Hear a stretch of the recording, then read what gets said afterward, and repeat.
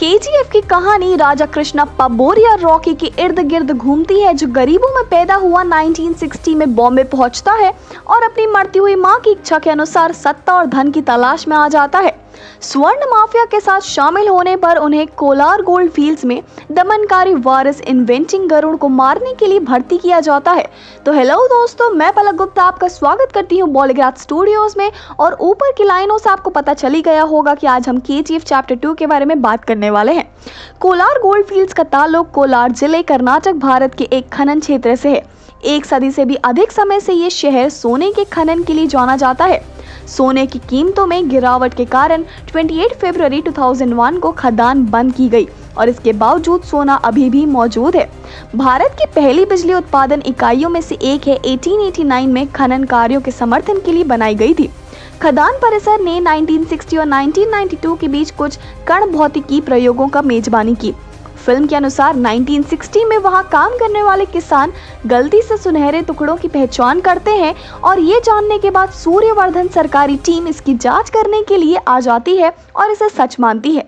सूर्यवर्धन तब वहां मौजूद सभी सरकारी अधिकारियों को मार डालती है और 99 सालों के लिए पूरी जमीन लीज पर ले लेता है।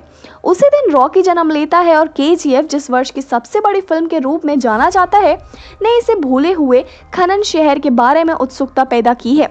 और भारत के सोने की भीड़ निर्माताओं ने स्वीकार किया कि फिल्म एक ऐतिहासिक खाता नहीं है, लेकिन कल्पना का काम है। हालांकि ये कोलार गोल्ड फील्ड्स की वास्तविक कहानी की तुलना में है और वर्ष 1871 था।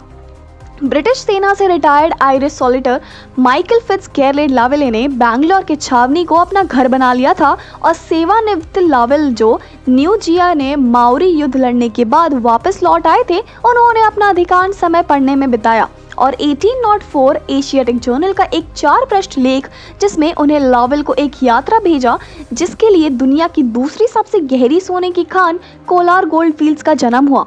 केजीएफ फिल्म के साथ निर्देशक भारतीय संस्कृति के खोए और भुलाए गए इतिहास की ओर ध्यान आकर्षित करना चाहते हैं। कोलार गोल्ड फील्ड्स बैंगलोर में 100 किलोमीटर दूर स्थित दुनिया की दूसरी सबसे गहरी खदान है और इससे 121 ईयर्स से अधिक समय तक सोने का खनन किया है। ब्रिटिशर्स ने कोलार गोल्ड फील्ड्स को मिनी इंग्लैंड कहा और 1903 में ब्रिटिश सरकार ने केजीएफ और आसपास की टाउनशिप को पानी की आपूर्ति करने के लिए बेथमंगला के एक झील का निर्माण किया। केजीएफ और पाला नदी भूमित जल स्रोत से 5 मील दूरी बेथमंगला के सरकारी जल वर्क्स से नाले की विशाल पाइपलाइन को आपूर्ति करने के लिए फिल्टर्ड पानी की व्यवस्था की गई थी। जल्द ही बेथमंगला केजीएफ में ब्रिटिश आबादी के लिए एक लोकप्रिय नौकायन और पिकनिक स्थल बन गया। कम खतरनाक तरीके से सोने के उत्पादन को गति देने के लिए कोलार गोल्ड फील्ड्स को पनबिजली स्टेशन के लिए उत्पन्न की बिजली के साथ प्रदान किया गया था, और जो एशिया में पहला है, जो शिव समुद्र के लगभग 131 किलोमीटर दूर है।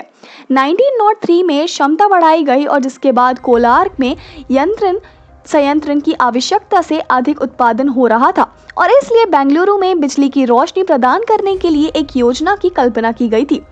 3 अगस्त 1905 को नम्मा बेंगलुरु की पहली बिजली की लाइट चालू कर दी गई थी और कुछ वर्षों के भीतर शहर में कई हिस्सों का विद्युतीकरण किया गया। 1960 के दशक में दिसंबर 1950 में मुंबई में एक अंतर्राष्ट्रीय सेमिनार में होमी जहांगीर भाभा की एक लेख के बाद प्रोटॉन के जीवन पर प्रयोगों के लिए सोने की खानों और 8000 फीट की गहराई पर एक प्रयोगशाला स्थापित की गई थी। ब्रह्मांडीय किरणों और अनुसंधान केजीएफ में आयोजित किया गया था और पाकिस्तान के एकमात्र नोबेल पुरस्कार विजेता वैज्ञानिक अब्दुल सलाम ने भी प्रयोगशाला का दौरा किया और प्रयोगों का पता लगाने के लिए कहा गया था, जो कि क्या 8000 टन वजन वाली लोहे की छड़ी और तब पिघलेंगे या विकिरण के उनके पास से गुजरेंगे। इस प्रयोग को 5 या 6 साल बाद असफल घोषित कर दिया गया और 1980 के दशक में कोलार गोल्ड फील्ड्स की खदानों में परमाणु ईंधन बर्बाद होने की आशंका थी। वर्तमान केजीएफ के अंतःशिष्टों में कई मुद्दे हैं, जिसे पिछले खनन कार्यों और वैज्ञानिक प्रयोगों के कारण मालिन बस्तियां और खुली नालियां, सार्वजनिक शौचालय की कमी और बिजली के मुद्दे और पर्यावरण प्रदूषण पर ध्यान दिया गया। दोस्तों, आज के लिए बस इतना ही। फिर मिलते हैं अगले वीडियो में, तब तक अपना ध्यान रखिए।